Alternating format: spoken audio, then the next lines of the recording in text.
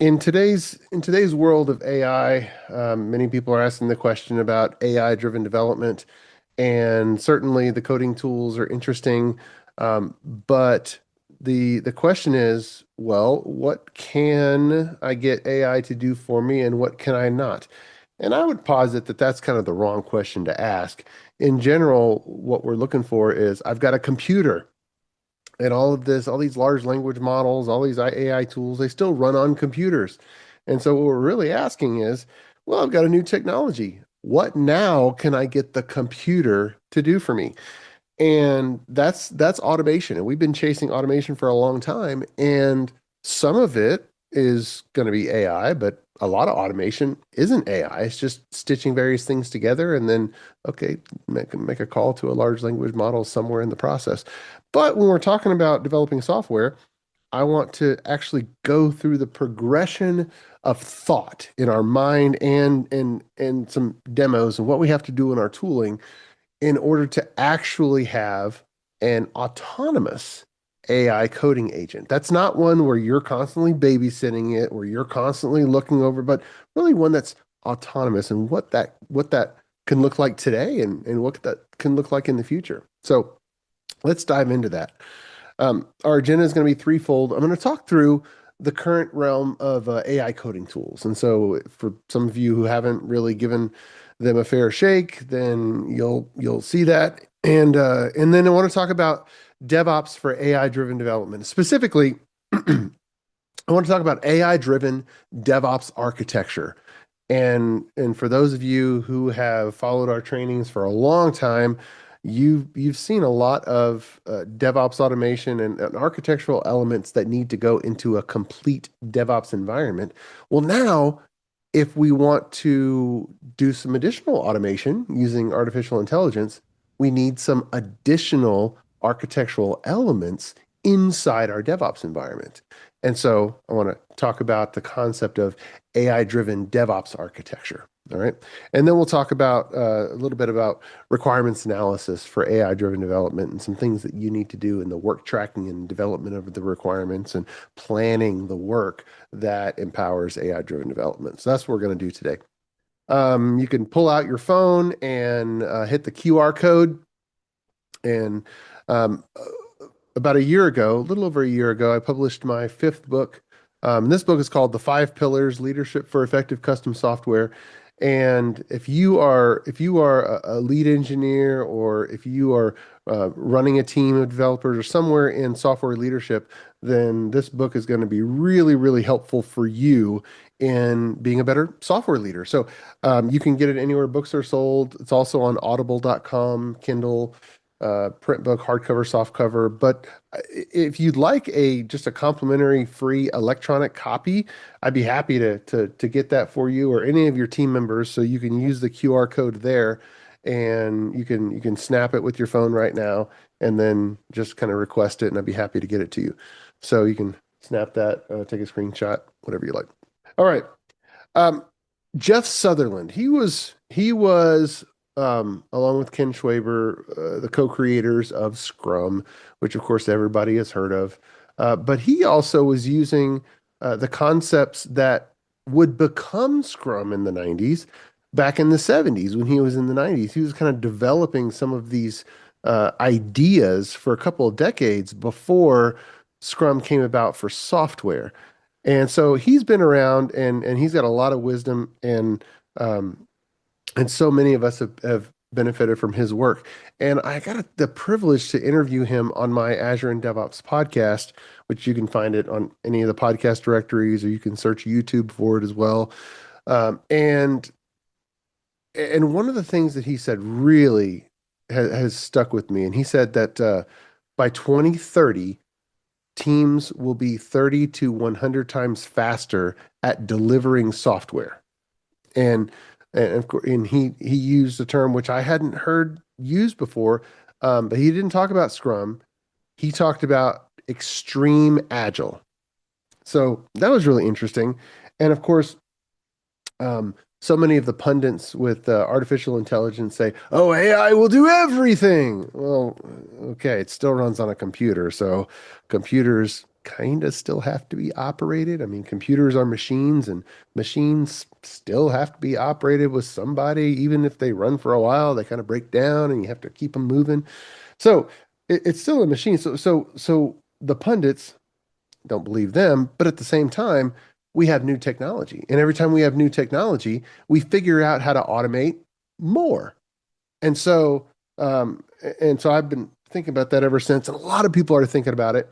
And and the concept of AI driven development, kind of like with test driven development, there's been a whole lot of other things in the past, like behavior driven development and spec driven development. But for AI driven development to happen, we need to have architectural standards, design patterns, consistencies, all the large language models. If they're going to generate some code, then it's going to be very similar to the code that we already have in our code base. So if we don't like the code that we have in our code base, we're not going to like the code that the coding tools generate. But if we do like the code that we already have in our code base, then we're going to get more of it and we're going to like it. So whatever we have, the large language models are just going to give us more of it. And then, standardization and Copilot and ReSharper and productivity tools and Claude and Cursor and all these things. All right, so I'm going to give you a quick survey of the current AI coding tools. I'm not going to show interactively all of them, but I just want you to have a quick survey of what's out there, what they kind of look like and kind of do. All right, but before I do it, let me just set the stage. Just this little application I have. I'm actually going to run this application for you, Control F5. And from Visual Studio, and I'm going to show you the URL. If you go to github.com/clearmeasurelabs, it's a public repo, so you can get it. I just built it, and I just installed a new version of VS 2026, so I got to redo this. I literally just did it today. Reinstall Visual Studio. Okay, so we are the browser window opened over there. Here we go. All right, so here's a browser window, opening it up, and this is a work order application that is themed in the nature of the First Church of Springfield from The Simpsons. So I'm going to log in as Reverend Timothy Lovejoy, and I have some work orders, and I can create a new work order. I can assign it to Maud Flanders, and I can do all that. All right. So that's the work order application. I just wanted to show it to you. It's nothing magical. It's just a simple application, and we can create a new work order, and it has some different fields. Okay. All right. So let me close out of that. Okay. And I realized as I was pulling it up that I didn't pull this over to the right window. So this is where I hit Control F5 from. All right. And it just ran the web browser locally. That's it. All right. So that's what we're going to be working on. But the enhancement that I'm going to work on is an issue in GitHub. And you can see the URL github.com/clearmeasurelabs, and then go to the Bootcamp Palermo work orders. That's a public repository. So if I go to, I think I had them pulled up. Yeah, right here. All right. So I have an issue number 45, and I have laid out, I want to add work order instructions. This is a new field to the work order object, the work order screen. I have a description, I have a title, I have a room number, but I want to add a new field to an existing screen. That's the enhancement. And I want to pause it.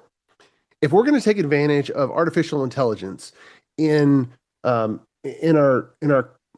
coding process and in our DevOps environment, and if we want it to be autonomous, if we want it to just be, here's some machinery, here's some automation that's running, and I don't have to pay attention to it, and it's just going, then surely we're going to have to get past the point where we can say, you know what, go ahead and do this feature for me and get going. And then I do something else and I come back and I expect it to be done. I don't expect to have code where I have to change it and code it's half broken and now I'm reviewing it. Now I'm the code reviewer on code that somebody else generated that's crap and they just give it to me. No, I want the code to actually be good. And if it's autonomous, then I want the pull request to be reviewed, and I want the pull request to be merged into master, and I want master to be built and packaged up and deployed to a test environment.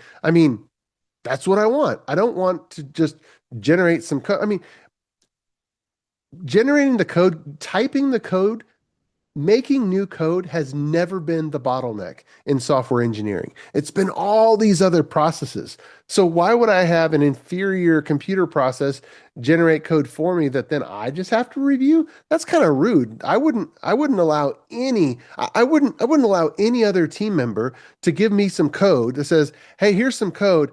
I don't really know if it works, but why don't you review it? And then if it doesn't work, why don't you fix it and see if it's useful?" That doesn't make any sense, right? So if we're going to have artificial intelligence uh, give us some code, it better be good, and it better be doing all the things that we normally do. For example, here's one that I'm gonna show you, but just to get something else going, um, I'm gonna pull over another window for you, and here we go.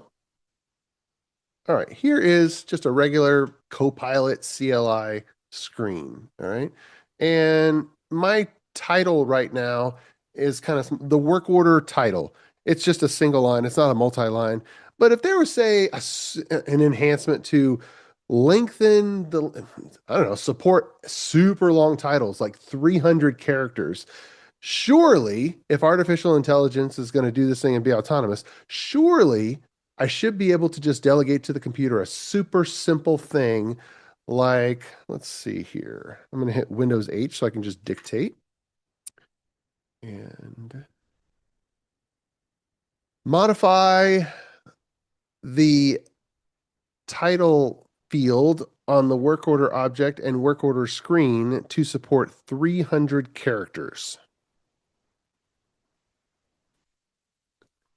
Okay. And then let me just hit, actually, I don't want it to do it interactive. I want it to create an issue.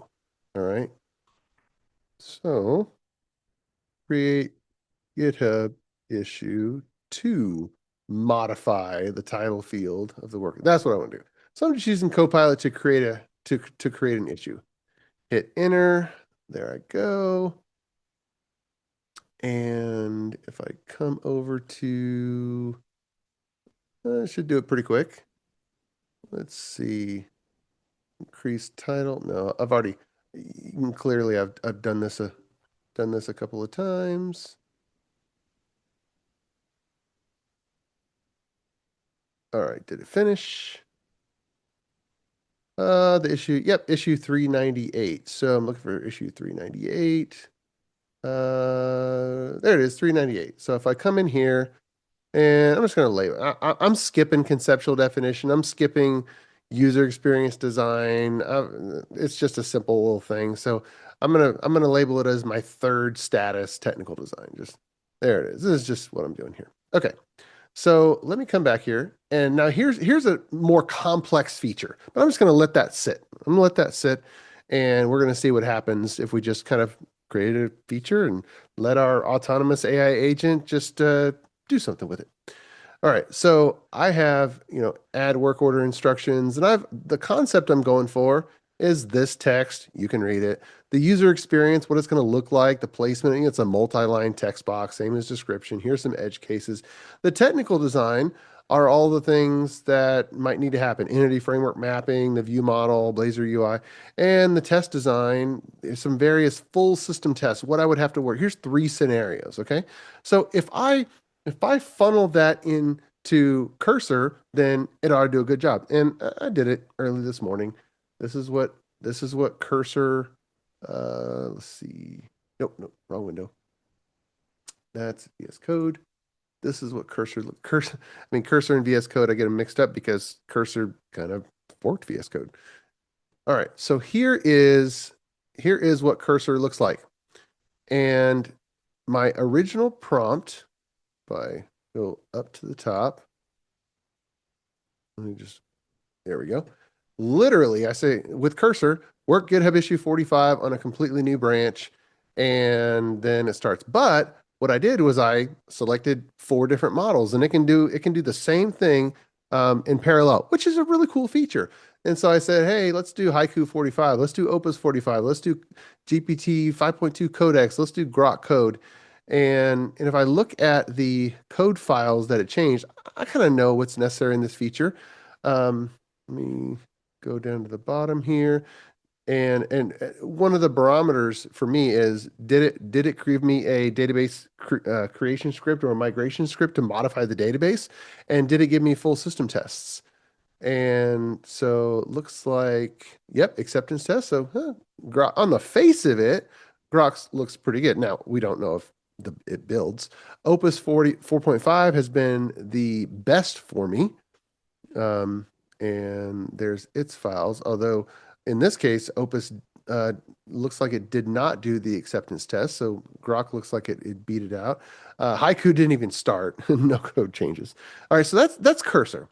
Let's look at something else. Let's look at Claude CLI. All right, this right here is Claude CLI, and here's the session. Because these things take a while, I literally ran it right before the webinar. So if I go up to here, here's my Claude, and let's see. Oh, looks like I made sure I was on Opus 4.5 and a clean Git repository, and then I said work GitHub issue number 50 on a new branch.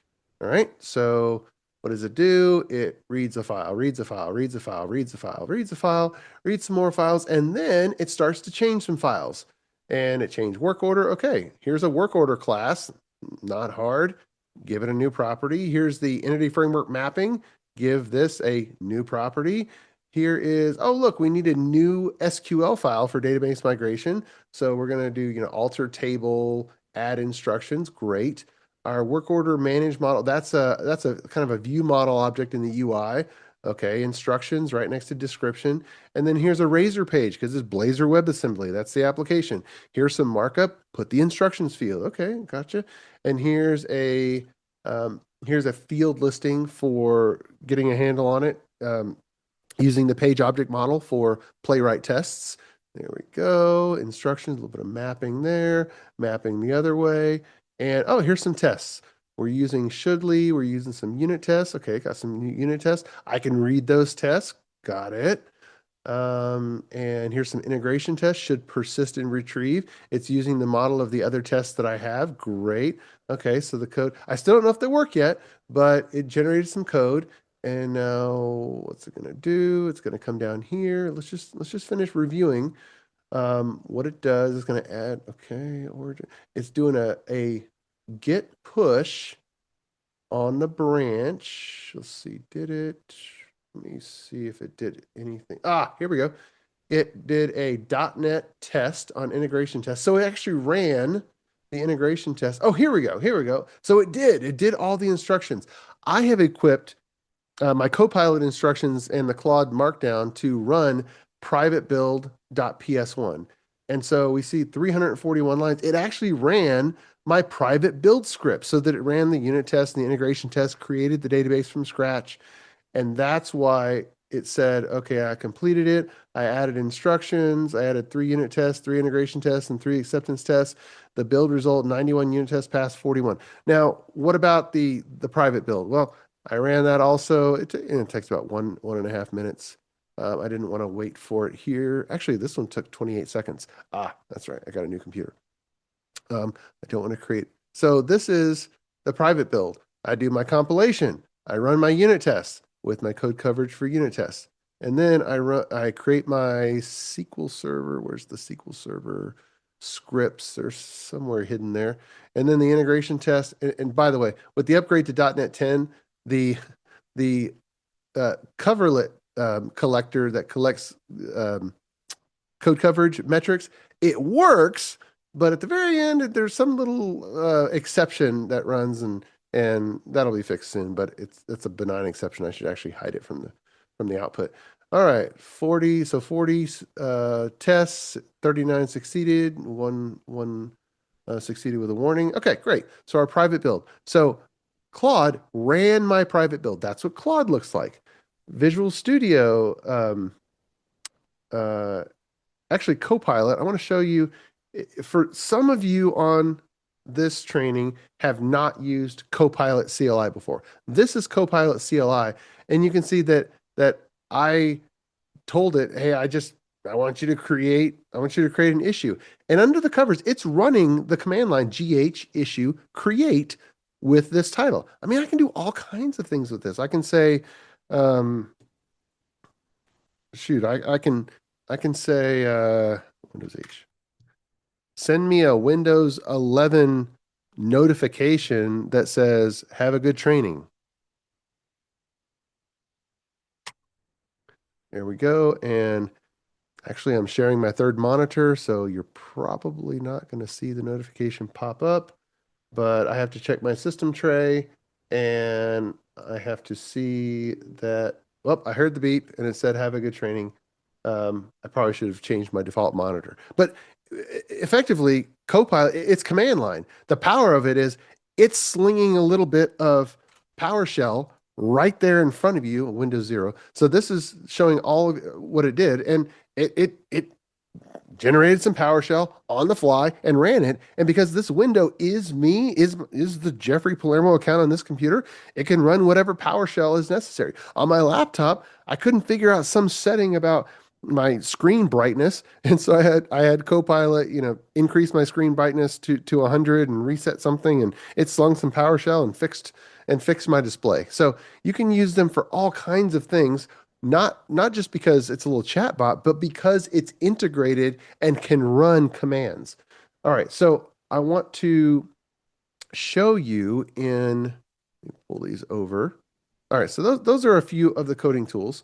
And this is cursor one, add work order instructions. I want to show you the pull requests. When they finish, you assign them to Copilot. And of course, this was not assigned to Copilot coding agent, but it did a whole lot of work and I ran it in cursor. And then you go over to pull requests and you're going to see, like, here's issue 45, add instructions field. And of course, I did this a while ago, but this is what it looks like. And you have the green check mark because your builds run.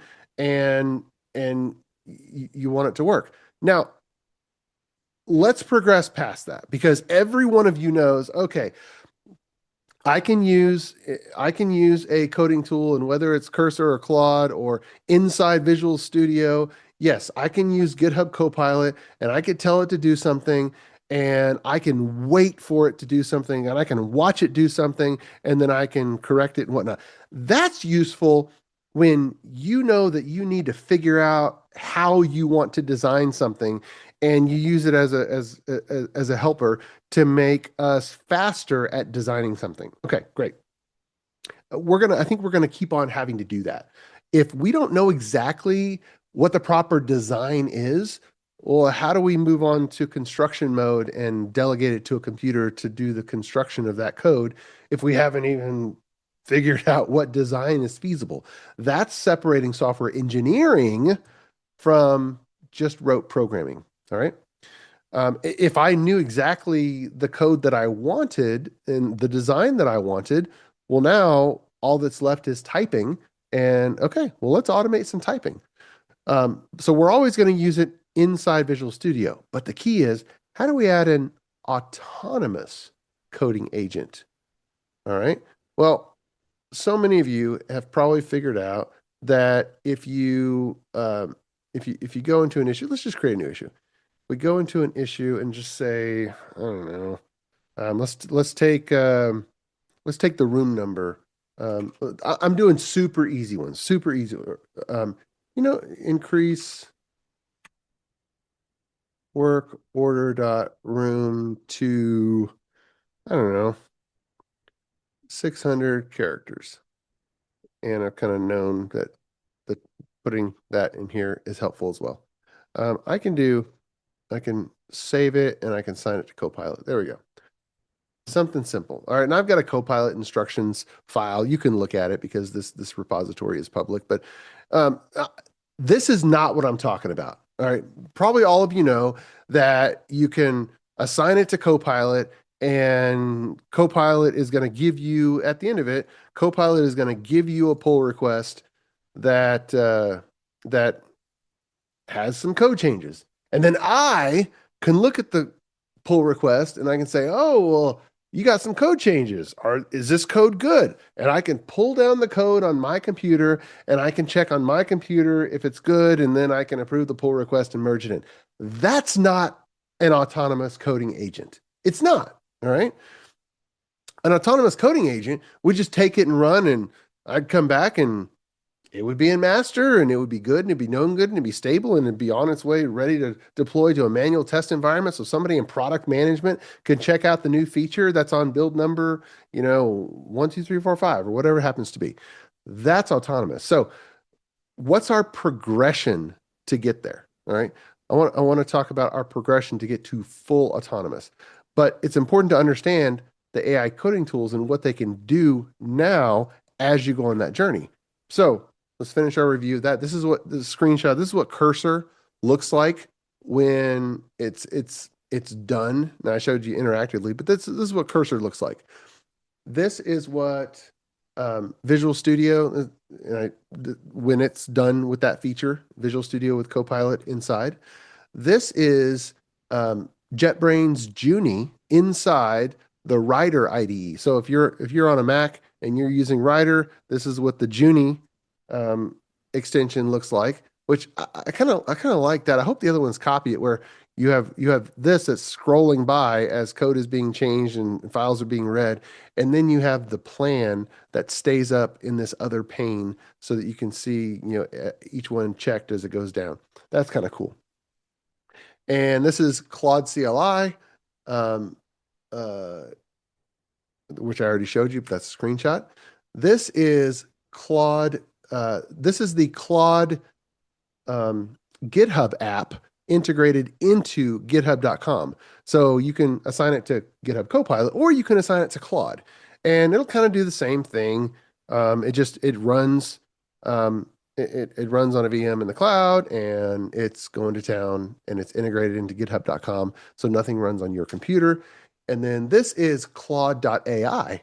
This is an app that runs on Claude.ai, the website, and it's also what is behind the Claude Code iPhone app, an Android app.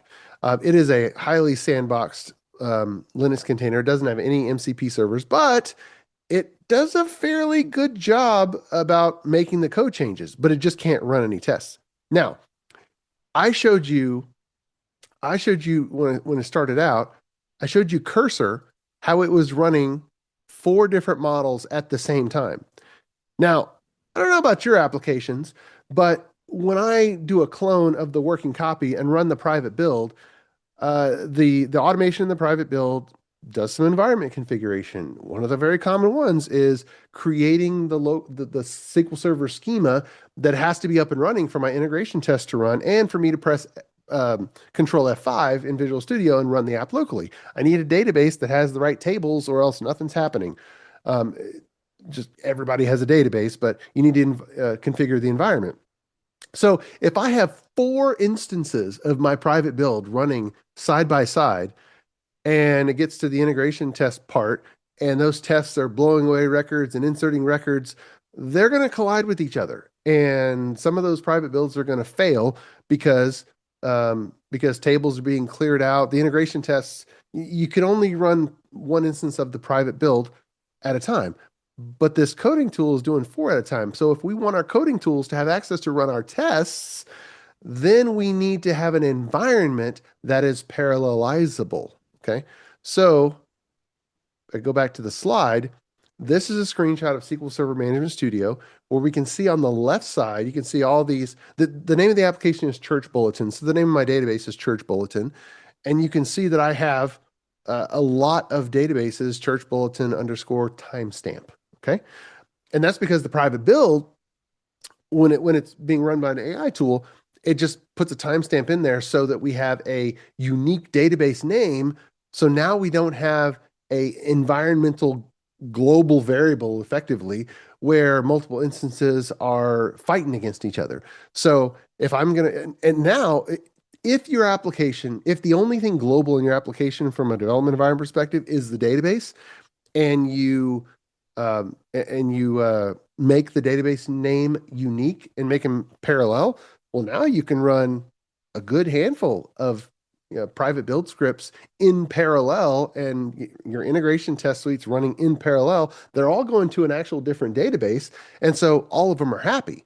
So you can run multiple cursor agents, Claude CLI, Visual Studio with Copilot, Copilot CLI, VS Code with Copilot, JetBrains Junie, open code for the open source one. You can run all those locally working on different features, and they're all running with your Copilot instructions or Claude.md with the instructions to run the private build script when the coding changes are finished.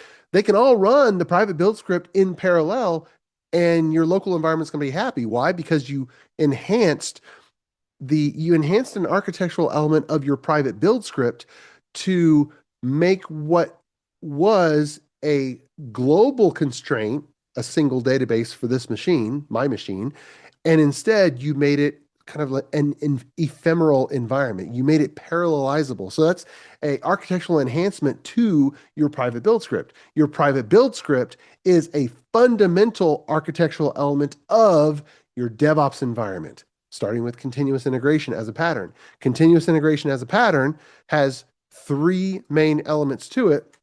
One is the commit stage, which has your private build, so you know that it works on my box. The second is the integration build, which takes the steps of the private build script, enhances it with static code analysis, and some packaging of a release candidate, and it runs on a team shared server so that you know that it works with all the code from all the different teammates. That's the second stage. The third stage of continuous integration is the first deployment and application startup. And a lot of teams sadly forget what actually makes up the continuous integration pattern. They say, "Oh, we're using CI/CD," but they never even finish implementing CI, right? CI has the three stages: what runs on my box, what runs on the team's build server, and after the build server, the first startup, the first deployment of the application to prove that with whatever I changed, the application still deploys properly, still starts up properly, and it still does what it used to do, which is why we need a full system acceptance test suite. And if your application uses a web browser, then Playwright is going to be your test runner of choice. But I digress. Let's go back to the AI coding tools. I put together this table just so you understand what's different about them. So if you're going to use Cursor, Copilot, VS Code, Visual Studio, JetBrains Writer with Junie, those are all going to run on your box. That means that they're going to be running on Windows because that's what your box is if you're on Visual Studio. All right. If you are using Claude.ai, if you're using the GitHub Copilot coding agent, which is that reserved user, the at Copilot-SWE-agent. That's the magic user on github.com. That is that guy. If you're going to use the GitHub Claude agent on GitHub, or if you're going to use Claude Code on the iPhone, those are all going to be Linux. I have Open Code down here, which is the open source one. It runs on Windows. So it's important to know where they run. Now, if you want to make use of the GitHub Copilot coding agent, which I just delegated something, it's running on a Linux VM. It's running on Ubuntu Linux VM. That's it. You can't run on Windows. It's Ubuntu Linux VM. So the question is, are all of your test suites and all of the steps in your private build script fully compatible with Linux? That's the first step. That's another architectural enhancement to your DevOps environment if you are going to employ an autonomous coding agent for your software system. All of these tools that are autonomous. Now, if you want to run it locally and set up, some spare machines and you run it on Windows, that's cool. But if you want to use GitHub Copilot coding agent or CCA, you are going to end up running on a Linux VM. And so you need all of your private build assets to be fully compatible with Linux. That means that the tool that you spin up your SQL Server database and lay down the tables and the schema structure, those commands need to be compatible with Linux, all of your tests, everything. So now, the good news is that PowerShell 7 is fully compatible with Linux and it's no big deal. You just need to make sure that any of the command lines that you're running that are fully compatible. If you've never tried it before, well, go ahead and try it. You'll find out what doesn't work, and then that'll be an architectural enhancement, which will be good. Okay, so let's get moving on. All right. I already showed you this URL, github.com/clearmeasurelabs, bootcamp-palermo.work orders. Why is it called bootcamp? Well, this is very much a training application. It's got, I used it last August when we gave our training. By the way, we're doing our training again in March of this year, in person, in Austin, Texas. Highly intensive, immersive. We're expanding our module on AI-driven development as well as other patterns, and you'll see some links to it in the chat that Kaylee, my assistant, will put in there now if you want to sign up. And we are doing a drawing for a free seat at the training class. We haven't even put that on the website yet, but I'm going to say it now. If you are interested in entering the drawing for a free seat in the class, it's going to be in March in Austin, Texas. The dates are on the website. Just go ahead and send Kaylee, direct message or put it in the chat or something, so that you can get first dibs on entering that drawing. All right. So let me paint the picture with AI coding tools. There's been a lot of people talking about productivity, and this chart is one of the ones that have been published from a Stanford study, and you can find it on YouTube. I think it's gotten some good popularity. And what was found is that interactively using these coding tools, and I think Cursor was the most popular one at the time for these guys, there was an incremental increase in productivity, in individual productivity. However, look at the orange rework. The coding tools ended up creating rework. Okay, that's not what we want. So that means that what's out of the box is not architecturally superior. We need to create a situation that is architecturally superior if we're going to get any gains. All right. So I want you to focus on that. Dora also has recently put out the state of what it calls AI assisted software development, which is a super clunky, dumb title. And they need to just call it AI driven development. That's what we call it. All right. These marketing departments are getting in the way. But there was the blue is good, the orange is bad on this. And this is the estimated effect of AI adoption on key outcomes. So organizational performance, okay, improved a little bit. Individual effectiveness improved the most. Valuable work, code quality improved a little bit. Look at the orange. Software delivery instability increased a little bit. I said increased, but wait. Software delivery instability increased. That's not good. We don't want that. That is not what we're signing up for. We do not want to use AI tools and increase software instability, double negative. And look at burnout. Burnout slightly increased. Interesting. I wonder because of the increase in rework when there's already too much work to do. And then a decrease of friction, which should be good. So why is it orange? I don't know. All right, let's move on. All right, so in order to add an autonomous AI coding agent to our team, to our software engineering system, we need to enhance our DevOps environment. A complete DevOps environment, by the way, is an absolute prerequisite to AI-driven development. If you do not have a complete DevOps environment, you're not going to succeed with AI-driven development. If doing all of the steps manually has gaps, then those gaps are still going to exist when you automate the steps that you do have. Okay. So in order to be autonomous, then things need to be automated. All right. That's the root of autonomous. All right. So we need to have our private build. We need to have the build server. We need to have the integration build. We need to have package management where we make our release candidates. We need to have a progression of deployment environments. By the way, this is just the top third of our DevOps architecture poster. If you'd like a high resolution PDF copy of the complete poster, just refer to the chat and and that poster will be available. Kaylee is going to be, if she hasn't already, she'll put that in the chat so you can have it. All right, so let's look at what we need to do. Let me put away. Actually, yeah, let me go through just real quick. All right, I already talked about continuous integration. If you haven't read the book, it's from 2006. You got to have a complete continuous integration implementation. All right. You got to have your private build, your integration build that runs unit tests, integration tests, and static analysis, things like that.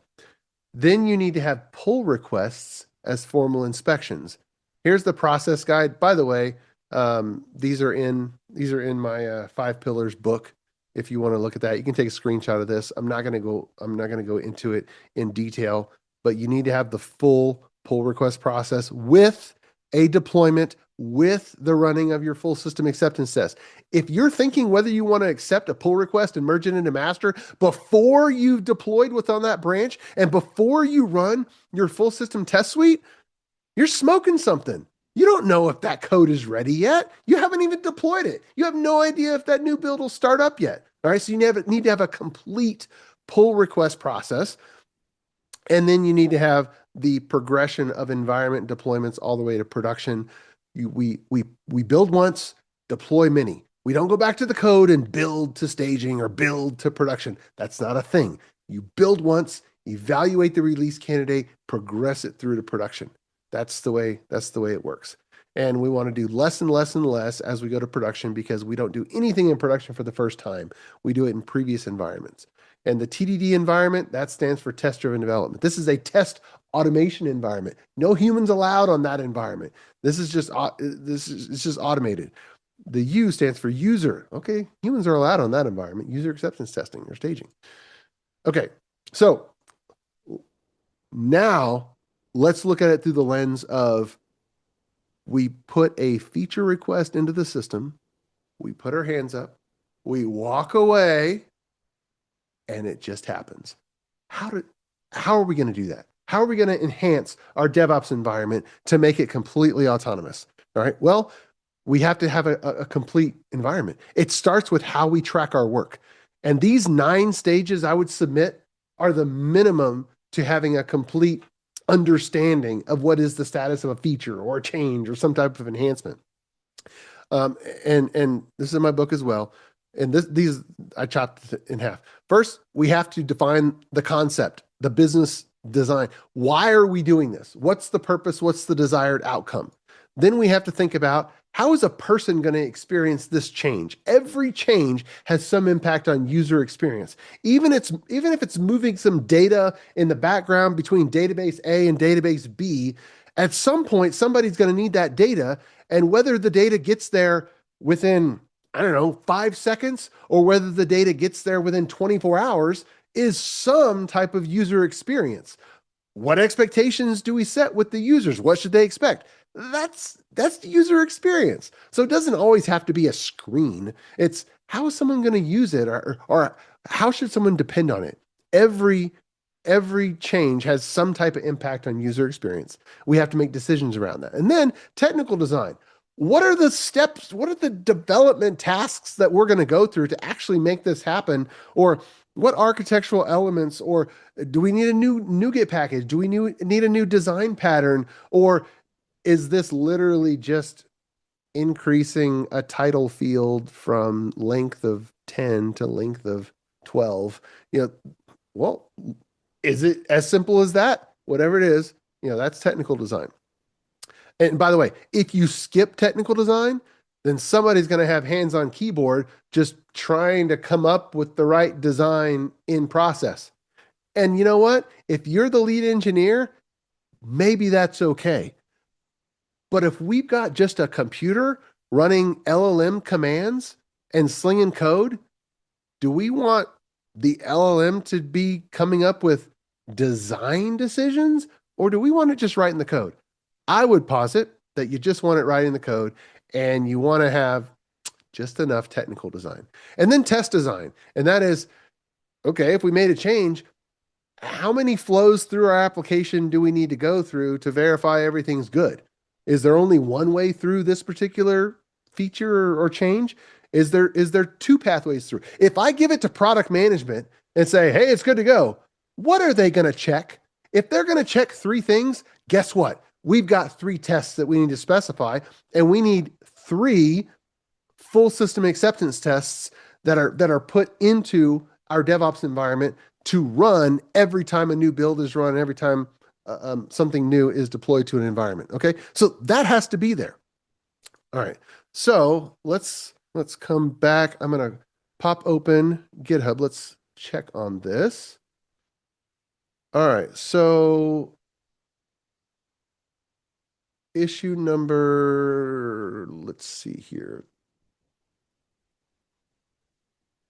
All right, modify work order title field, room number. Wait a minute. Did I? Okay. If I, let's see, increase. All right. I sent that to Copilot, right? Yeah. I sent it to Copilot. Let's check on it. Some files changed. Okay. Pretty easy. And if I go down here, here's the rub. Here's the rub. Copilot cannot kick off workflows. So now I got some code changes. I have to approve a workflow to run, which, okay, I can do that. I have to get it ready for review. I've got some code changes, but now it's up to me to carry it forward. Well, let's come back. Modify work order title to support 300 characters. Well, isn't that, we come back here, isn't that the issue that we created? Let's see, issue created successfully. What was the prompt? Modify work order title field to support 300 characters. There it is. GitHub issue create. All right. So that was my prompt. Create a GitHub issue. At the beginning of this training, I sent this into our system. And it's in development. Wait a minute. Didn't I mark it as technical design? How did it go through test design and get to development by itself? Wait a minute. All I specified was this. Who did that? That's our autonomous AI coding agent. Behind the scenes. All right, we give it that. Well, okay. If I can delegate to the computer something, then certainly just increasing the length of a field, certainly AI should do a really awesome job at that, right? I mean, if we're going to give it harder stuff, it better do a perfect job on the easy stuff, right? If we can't give it the easy stuff, how are we ever going to have complete autonomy on anything that has maybe a lot of moving parts, right? So we have to start with the easy things and make it completely autonomous. So this is the one where I literally asked Copilot CLI to create the issue, and then I went on with PowerPoint and doing the demonstration, and now I've come back to give it a little bit of time. And so in the meantime, it's gone through the existing code base, and the artificial intelligence has come up with, it found the work order CS and the title property, support 3. It says, okay, we need to change the domain model. We need to change the database schema. We need to change the entity framework mapping, and we need to change the UI validation that has a linked specification. And we need to do some unit tests. We need to do some integration tests for the database, and we need to do an acceptance test for UI input validation. Okay. And then it went through the test design. And for test design, and by the way, this automation is trained with the text of my 5-pillar software leadership book. So it's got a lot of information about how we like to do things in this team. So let's see, test, here's some specification. Now, this is more than I would have put in myself manually, but this is automation. So development tasks, I mean, this is very specific. Add this unit test, add that unit test, add this integration test. Here's some full system acceptance test specifications. create the work order with 300 characters and make sure it successfully creates and displays. This is going to be run through Playwright. So this is going to be in a web browser. In a web browser, log in as current user, navigate to the work order page, enter the title with 300 characters, fill out the room and description fields, click save, verify success. Okay, great. Here's another scenario. Do it with 301 characters and make sure we have a validation error. So now in the web browser, 301 characters, and verify validation order and verify that the work order is not created. Here's another one. Change the title of an existing one. Okay, here's another scenario. Change an existing one to 301 characters. Here's another one, 299 characters. That should succeed. Great. And so then and right before our eyes, it went to, let's scroll down. It went to development. And then when it was in development, guess what? The automation assigned it to Copilot. I did not install this to Copilot. All right. And so if we go down here, Copilot worked on it. See, it went through all these different stages. 34 minutes ago, 37 minutes ago at the beginning of this training. And here is the pull request. And now we're in functional validation. So I should go to the pull request, and the pull request should be kind of done and ready to be done. And so here's the pull request. Here's the changes. Here's the submitter checklist. And we've gotten all the way to the point of final review. And if I go all the way to the bottom, it's done a lot of things. The checks, okay, we had some other things going. So these are waiting. So these haven't finished yet, the integration build. But if I look in, go back to its session. This is the Copilot session. I'm going to scroll up to, okay, it thinks it finished. It thinks it finished. Here we go.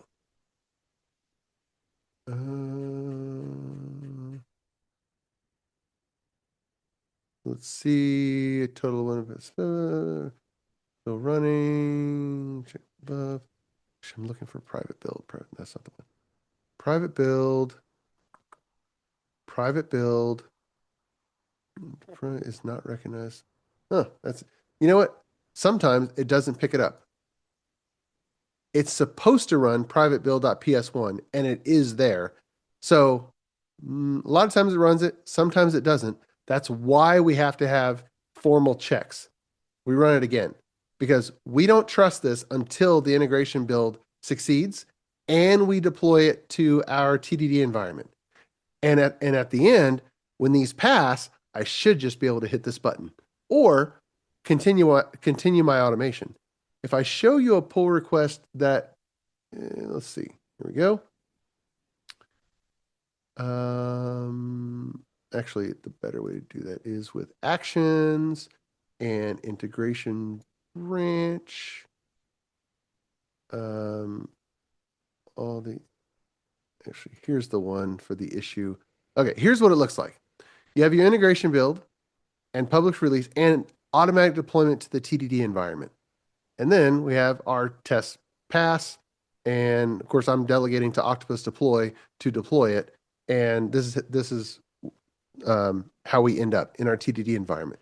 Let me show you what I did to get to the point where I have so far. If I go to agents, you see that we have a issue processor. When I put an issue into, and this is just one way to do it.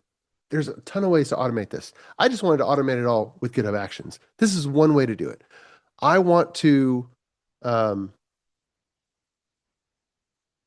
we go. I have a technical design for when it's in technical design. I have a job for when it's in test design and a job for when it's in development. If it's in development, it's going to assign it to Copilot. Okay. So literally we are going to say GH workflow run YAML, and it's going to deploy it. It's going to run this guy and assign to Copilot. Okay. If I go back to another action, actually, I'll do it right here in front of you. New issue, uh, create something. It literally doesn't have to, you know, add poem to readme. It literally doesn't, just for demonstration purposes. All right, I'm going to put that in technical design. And in technical design, if I go over to actions, it's going to pop up. Let me hit refresh. There we go. Create something, technical design.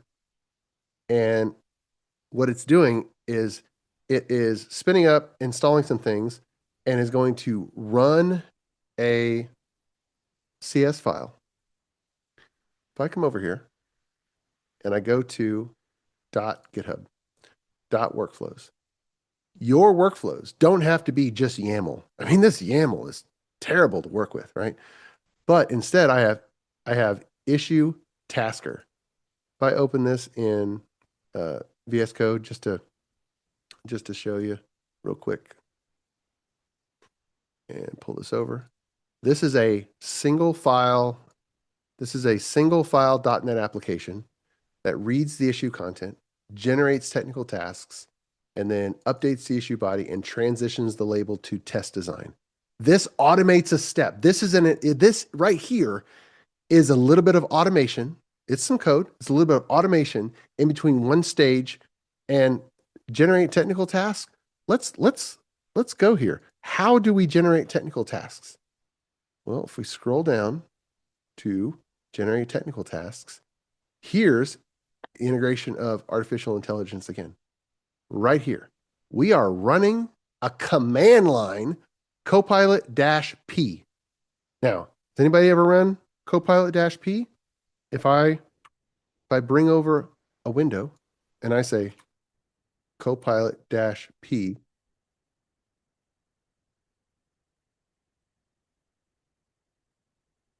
boom, put in a prompt, arbitrary prompt. And it is Copilot, okay? And it does what Copilot does. Now, the prompt can be whatever you need. And if the prompt is something about the code of, if it's something about the code of the current cloned Git repository, then what's it going to do?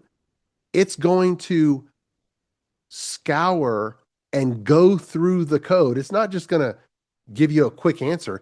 It's going to look through the code. It's going to do the same stuff as if Copilot's running in Visual Studio.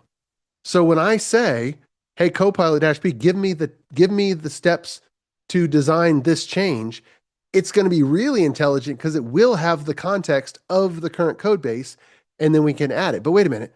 Well, what's the prompt? What's it doing?